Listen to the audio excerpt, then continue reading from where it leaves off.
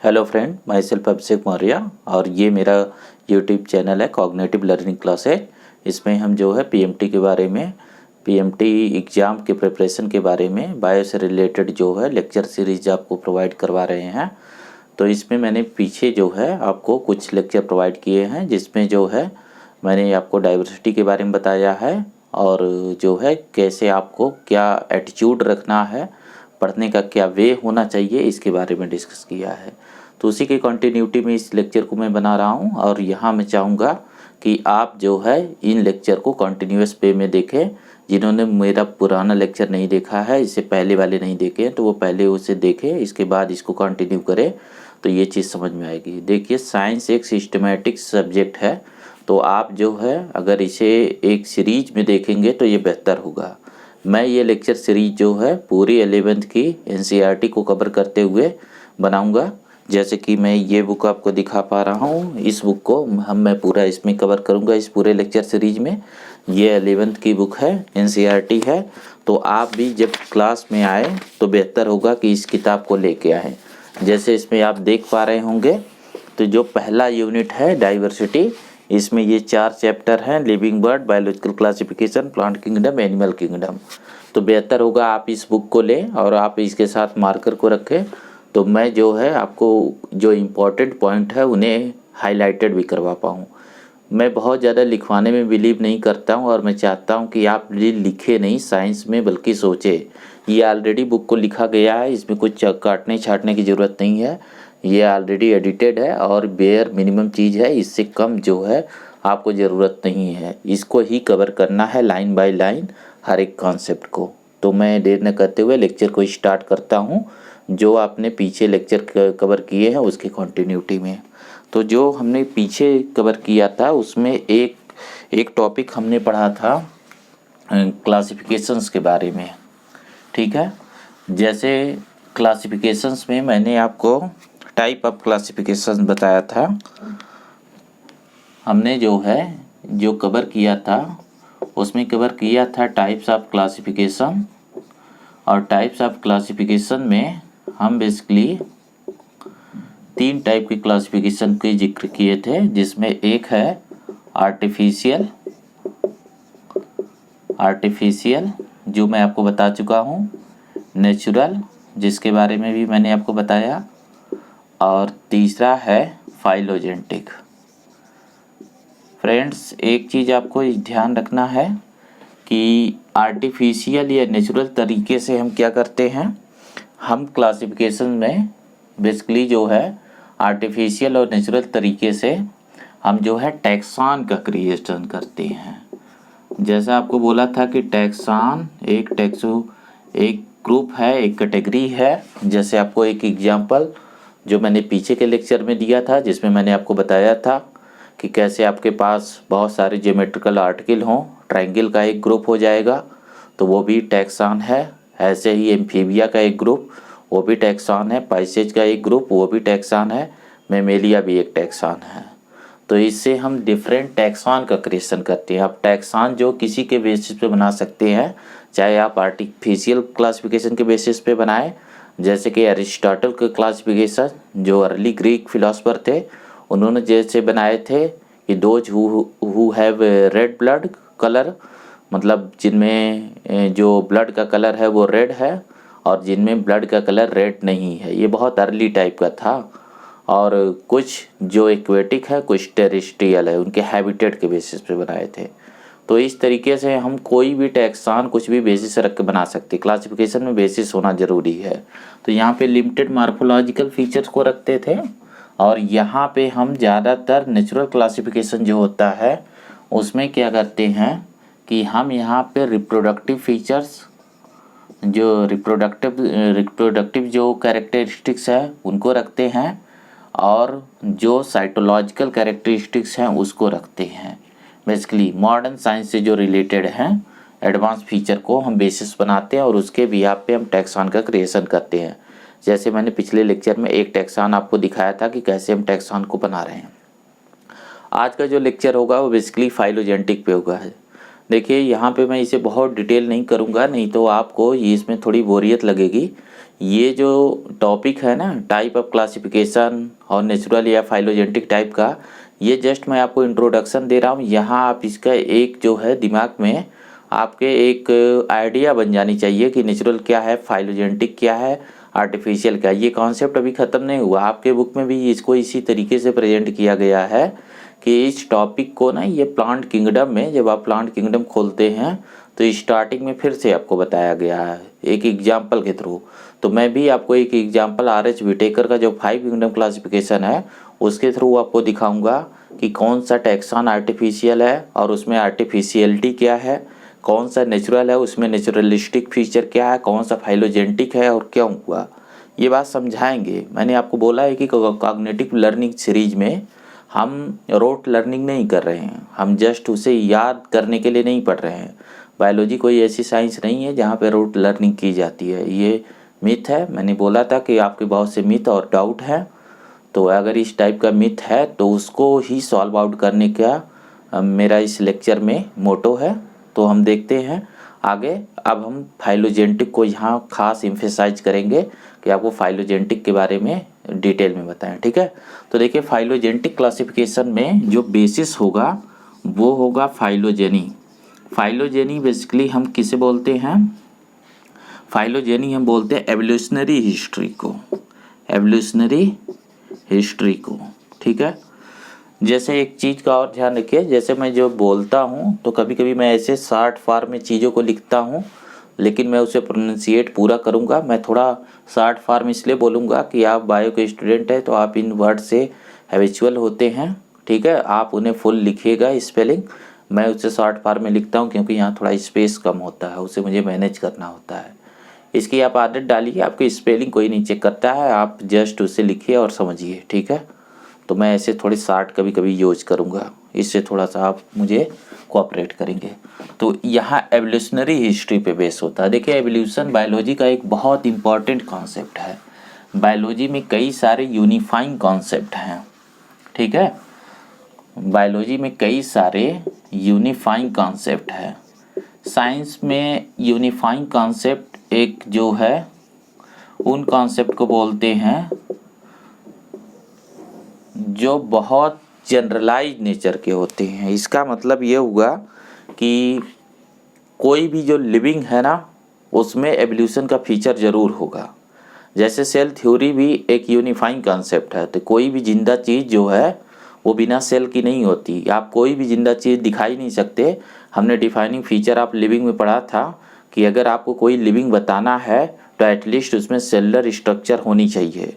तो ऐसे ही एवोल्यूशन का फीचर है कि जो कुछ भी आज अर्थ पे जो लाइफ है वो कभी न कभी एवोल्यूशन के थ्रू इवॉल्व हुई है। एवोल्यूशन के कॉन्सेप्ट को कुछ ऐसे समझिए कि मैं एक डेली लाइफ एग्जांपल से आपको बताता हूँ कि जैसे टेलीफोन जो है, जो सबसे पहले टेलीफोन होते थे वो बेसिक फ़ोन होते थे, रिसीवर होते थे। आपने देखा होगा, वहाँ रिसीवर को हम उठाते थे और फिर नंबर को डायल करते थे, एक जगह फिक्स होते थे जिससे हम सिर्फ किसी को फ़ोन कर सकते थे। फिर इसके बाद उससे एक एडवांस वर्जन आता है, एक मोबाइल आती है ब्लैक एंड वाइट, ठीक है। तो वो उसका एक एवोल्यूशन हुआ। अब फ़ोन मूवेबल हो गए, मोबाइल हो गया। और ये जो मोबाइल और सेल फ़ोन है इसमें आप टेक्स्ट मैसेज भी भेज सकते थे और इसमें जो है फ़ोन भी कर सकते थे। उसमें बेसिक कैलकुलेटर के फीचर आ गए, उसमें कुछ और फीचर डाल दिए गए, थोड़े बहुत SMS के फीचर आ गए, टेक्स्ट मैसेज भेज पा रहे थे तो सर्विसेज थोड़ी बढ़ गई। कुछ ने उसमें टार्च लगा दिया तो वो एक मल्टीपर्पज़ होता गया, वो फ़ोन अब फ़ोन नहीं रह गया।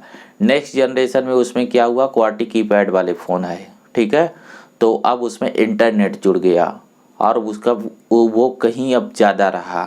अब आप जो है चलती फिरती इमेज भेज सकते थे किसी को, है ना, वीडियो मैसेज भेज सकते थे। नेक्स्ट लेवल पे स्क्रीन टच आ गया और आज आप देख रहे हैं कि मोबाइल में ये 5th जनरेशन की मोबाइल बनने जा रहा है और 5th जनरेशन के नेटवर्क पे काम करेगा। तो हमारा जो पहला मॉडल था और जो आज के मॉडल है टेलीफोन, इसकी जो जर्नी है ये एवोल्यूशन है, ये टेलीफोन का एवोल्यूशन है।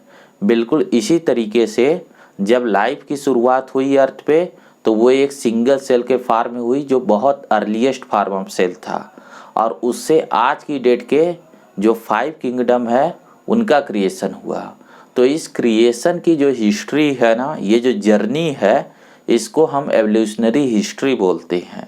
जैसे हम जो है ह्यूमन, हम मैमल हैं और हम जो है एनिमल किंगडम में सबसे टॉप लेवल पे आते हैं। तो जाहिर सी बात है हम होमोसेपियंस बनने से पहले हमारे इन्फीरियर मॉडल बने होंगे, मॉडल जो हमसे कम सोफिस्टिकेटेड थे, जिसे प्री हिस्टोरिक मैन बोलते हो, जैसे निएंडरथल मैन है ना, जैसे होमो इरेक्टस, होमो हैबिलिस, और फिर हमारा फॉर्मेशन हुआ है। इसी बात को मैं बोल रहा हूँ कि बायोलॉजी में जो कुछ भी आज आपको प्रेजेंट दिखता है वो कभी न कभी एवोल्यूशन के प्रोसेस के थ्रू बना है। तो एवोल्यूशन का जो प्रोसेस है वो बहुत इम्पॉर्टेंट है, और जब इस एवोल्यूशनरी प्रोसेस को बेसिस बनाया जाता है डिफरेंट टैक्सान के बीच रिलेशन के लिए, तो उसको हम बोलते हैं फाइलोजेनेटिक रिलेशन, फाइलोजेनेटिक क्लासिफिकेशन। ठीक है, मैं इसे दिखाता हूँ, ये जस्ट इस बात को रटना नहीं है, मैंने क्या बोला एक एक वर्ड को मैं बताऊंगा। ठीक है, तो इसे देखते हैं एग्जाम्पल से। तो ये एक यूनिफाइंग कॉन्सेप्ट है क्योंकि ये पूरे सब्जेक्ट को कवर करता है। जैसे सेल भी एक यूनिफाइंग कॉन्सेप्ट है, ऐसे बायोलॉजी में 8-10 यूनिफाइंग कॉन्सेप्ट हैं। जब वो कॉन्सेप्ट मेंशन होंगे तो मैं एक बार आपको इस तरीके से बता दूंगा ये यूनिफाइंग कॉन्सेप्ट है, और जब आप थोड़े मेच्योर स्टेज पे होंगे, जब मैं सिलेबस को कवर कर रहा हूँगा, खास करके जब 12th के टॉपिक को कवर कर रहा हूँगा, तब यूनिफाइंग कॉन्सेप्ट को कैसे बायोलॉजी में यूज करते हैं और क्यों वो यूनिफाइंग नेचर के हैं, इसकी डिटेलिंग करूँगा। अभी जस्ट इसका एक हिंट दूंगा। ठीक है, चलिए, तो जो फाइलोजेनेटिक टाइप का क्लासिफिकेशन है उसके बारे में देखते हैं। देखिए, जैसे आपको मैंने बोला कि अगर हम नेचुरल टाइप का क्लासिफिकेशन यूज करें ना, तो नेचुरल टाइप के क्लासिफिकेशन से हम एक टैक्सॉन बना सकते हैं। ठीक है, ये जो टैक्सॉन बनते हैं, इन टैक्सॉन का डिफरेंट जो है हायरार्की होता है, रैंकिंग, ये डिफरेंट रैंकिंग का होगा, जिसके लिए बायोलॉजी में एक टर्म यूज किया जाता है टैक्सोनॉमिकल हायरार्की या रैंकिंग। टैक्सोनॉमिकल रैंकिंग ही रहने दीजिए। ठीक है, हायरार्की भी सेम सेंस में यूज किया जाता है। मैं पहले इसे समझा दूं, फिर उस पे आते हैं, टर्म पे आते हैं। ठीक है, जैसे देखिए कि आपको जो टैक्सोनॉमिकल रैंकिंग या हायरार्की है उसमें जैसे हम रखते हैं इस तरीके से, जो सबसे हाईएस्ट रैंक पे वो किंगडम के नीचे हम रखते हैं फाइलम। ठीक है, या प्लांट होगा तो डिवीजन रख देंगे। ठीक है, प्लांट में डिवीजन बोलते हैं, एनिमल में फाइलम बोलते हैं। फिर इसके बाद क्लास, फिर इसके बाद ऑर्डर, फिर इसके बाद फैमिली, फिर इसके बाद जीनस, और लास्ट वन है स्पीसीज। ठीक है, तो यहाँ पे देखिए ये जितने आपको टर्म दिख रहे हैं ये सब इंडिविजुअल टैक्सॉन है। ठीक है, ये सब जो है टैक्सॉन है, ये डिफरेंट रैंकिंग के टैक्सॉन है, इनकी रैंक अलग अलग है। ठीक है, लेकिन ये सारे टैक्सॉन है, हर एक इंडिविजुअल इनमें से टैक्सॉन है। टैक्सॉन का मतलब एक कैटेगरी से होता है, तो इस कैटेगरी का फॉर्मेशन जो है ना कुछ कैरेक्टरिस्टिक्स पे है। ये कुछ कैरेक्टर थे जिनको बेस बना के हमने इन कैरेक्टरिस्टिक्स को बेस बना के हमने इन टैक्सॉन को बनाया है। जैसे कोई एक क्लास है, जैसे फॉर एग्जांपल मैं एक क्लास लेता हूँ रेप्टेलिया क्लास में सारे रेप्टाइल्स हैं। ठीक है, तो ये जो सारे रेप्टाइल हैं वो एक कॉमन फीचर को रखते हैं। ठीक है, और ये इसकी रैंकिंग क्लास है। इसको इस बात से समझे ना, रैंकिंग का यहाँ मतलब क्या है, जैसे आप देखते हैं कि पुलिस की सर्विसेज में सारे पुलिस वाले एक ही वर्दी पहनते हैं, एक ही ड्रेस कोड होता है उनका, लेकिन उनकी रैंकिंग अलग है। जैसे कोई कांस्टेबल है ना, कोई हेड कांस्टेबल है, कोई सब इंस्पेक्टर है, कोई उससे ऊपर है इंस्पेक्टर है, तो कोई उससे ऊपर है डिप्टी एसपी है ना, और कोई उससे ऊपर है एसपी है, एसएसपी है, आईजी है, डीआईजी, ऐसे रैंकिंग है। सबको देखने पे तो एक ही वर्दी लगती है ना, लेकिन सबकी रैंकिंग अलग है, उनमें एक हायरार्की है। तो उसी रैंकिंग या हायरार्की की बात यहाँ हम कर रहे हैं। अब ये जो रैंकिंग या हायरार्की आई, मतलब कौन ये डिसाइड किया कि जैसे मान लीजिए मैं इनकी एक रैंकिंग रख दे रहा हूँ कि इसकी मान लीजिए ये फर्स्ट रैंकिंग है, ये सेकंड रैंकिंग है, ये थर्ड रैंकिंग है, ये मान लीजिए फोर्थ है, ये फिफ्थ है, ये सिक्स्थ है और ये सेवन्थ रैंक है। तो किसने डिसाइड किया कि ये क्लास जो है फाइलम और ऑर्डर के बीच होगा? ठीक है, ये कौन डिसाइड करेगा? ये कौन डिसाइड कर रहा है कि फाइलम और ऑर्डर के बीच ये क्लास होगा? ये काम जो कर रहा है, यहाँ जो जिस रिलेशन को हम यूज कर रहे हैं वो हम फाइलोजेनेटिक रिलेशन को यूज कर रहे हैं। तो जैसे ये जब इंडिविजुअल को जब हम बनाते हैं ना, तो इनको बनाने में हम नेचुरल या आर्टिफिशियल टाइप से टैक्सॉन क्रिएट करते हैं, लेकिन फाइलोजेनी की ज़रूरत ये पड़ती है कि किस क्लास के अंदर कौन सा ऑर्डर रहेगा, ये हमेशा से फिक्स होगा। ठीक है, तो क्लास और ऑर्डर के बीच रिलेशन होना चाहिए। वो रिलेशन कैसा है? एवोल्यूशनरी रिलेशन है। ठीक है, तो यहाँ पे हम इस एवोल्यूशनरी रिलेशन को यूज करते हैं। ठीक है, इसे मैं थोड़ा और जो है आपको एलोबरेट करके बताता हूँ, तब ये बात आप समझ पाएंगे। ये जो चैप्टर है ना, जो आपका पहला चैप्टर है डाइवर्सिटी का, ये थोड़ा कॉम्प्लिकेटेड होता है जब आप 11th में आते हैं और जब आपको इन्हें समझना होता है, क्योंकि ये प्योर लॉजिक्स हैं, ये ना लॉजिकल आर्गूमेंट है जिसे आपको समझना होता है। तो यहाँ थोड़ी आपको डिफ़िकल्टी होती है थोड़ा। अगर आपको कोई भी इसमें डाउट रह जाती है तो कमेंट बॉक्स में मुझे कमेंट करके बताइएगा, तो मैं उस बात को लिए दोबारा जो है डाउट क्लियर करने के लिए फिर से लेक्चर क्रिएट कर दूँ, दूसरा लेक्चर क्रिएट कर देंगे। ठीक है, अगर प्रॉब्लम होगी तो। चलिए नेक्स्ट देखते हैं। ये आप बात समझ गए कि डिफरेंट लेवल के टैक्सॉन होंगे और उन टैक्सॉन को जो रिलेशन है वो रिलेशन जैसे एवोल्यूशनरी रिलेशन है, और एवोल्यूशनरी रिलेशन को जब यूज करके हम क्लासिफिकेशन करते हैं तो उसे बोलते हैं फाइलोजेनी। जैसे इस बात को मैं कुछ ऐसे समझाऊं ना आपको कि एवोल्यूशनरी रिलेशन कैसे आया। जैसे देखिए, जो फाइलोजेनेटिक क्लासिफिकेशन है, एक साइंटिस्ट है वान वेयर। वान वेयर ने एक थ्योरी दिया था, रिकैपिटुलेशन थ्योरी, रिकैपिटुलेशन थ्योरी। ठीक है, इस थ्योरी में उसने क्या बोला था? Ontogeny repeats phylogeny, ontogeny repeats phylogeny.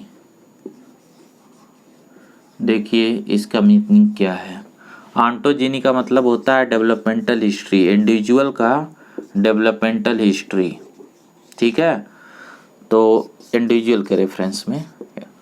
और फाइलोजेनी का मतलब हो गया एवोल्यूशनरी हिस्ट्री।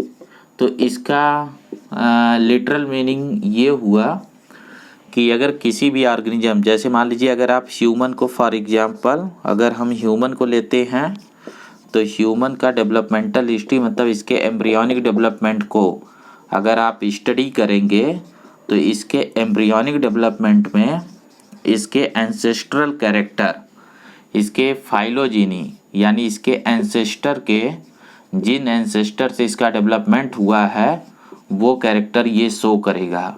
जैसे कि ह्यूमन के एम्ब्रियो में हमें जो है गिल्स देखने को मिलता है, हमें जो हार्ट है उसमें जो हार्ट है ये हार्ट कभी 2 चैम्बर, फिर 3 चैम्बर, फिर 4 चैम्बर हार्ट मिलता है।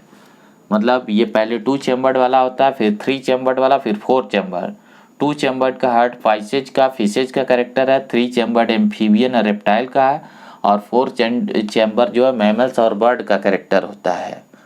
तो ह्यूमन के एम्ब्रियो में ये फीचर होने का मतलब है कि कभी न कभी ह्यूमन का जो एंसेस्टर रहा है वो 2 चैम्बर्ड हार्ट वाला रहा है, 3 चैम्बर्ड वाला रहा है, गिल्स वाला रहा है। गिल्स जो है एक्वेटिक सिस्टम में रेस्पिरेशन के लिए ऑर्गन है, ह्यूमन में इसकी जगह एडल्ट में लंग्स होते हैं, हम जो है लंग्स के थ्रू ब्रीदिंग करते हैं। तो गिल्स का होना बताता है कि हमारे एंसेस्टर कभी न कभी पानी में रहते थे, वो कभी न कभी एक्वेटिक मीडियम में रहते थे और वहाँ रेस्पिरेशन करते थे। ठीक है, तो इन सब को जब हम यूज करते हैं तो हमें आइडिया हो जाता है। जैसे देखिए कि मैं एक एग्जांपल यहाँ ले रहा हूँ, इनको ये बोर्ड को आप जो है ना नोट करते रहिए, जब इनको एक सीरीज में फिर रिपीट करेंगे तो आपको बातें समझ में आएगी। रिकैपिटुलेशन थ्योरी में जैसे वान बेयर ने क्या किया ना कि कंपैरेटिव स्टडी की कई सारे एम्ब्रियो की, जैसे इसने फिश को लिया, एम्फीबियन जैसे मान लीजिए फ्रॉग को लिया, लीजर्ड, रेप्टाइल को लिया, एक बर्ड को लिया, एक मैमल को लिया, और इनके एम्ब्रियो के डिफरेंट स्टेज को यूज किया। जैसे ये जाइगोट है, ब्लास्टुला है, ठीक है, ब्लास्टुला एम्ब्रियो की एक स्टेज होती है, गैस्ट्रुला है, ऑर्गेनोजेनेसिस है। ठीक है, तो इसने क्या देखा कि इनकी डिफरेंट स्टेज में, जैसे जो फिश है इसमें इन्हें गिल्स दिखा, तो इसके एडल्ट में भी गिल्स होते हैं तो कोई प्रॉब्लम नहीं है। लेकिन एम्फीबियन में भी इन्हें गिल्स दिखा, जबकि इसके एडल्ट में लंग्स हो जाते हैं। ठीक है, यहाँ लिजर्ड में भी गिल्स दिखे, जबकि एडल्ट में वापस लंग्स हो जाते हैं। ठीक है, ऐसे बर्ड में भी गिल्स दिखा, जबकि एडल्ट में वापस लंग्स हो जाते हैं।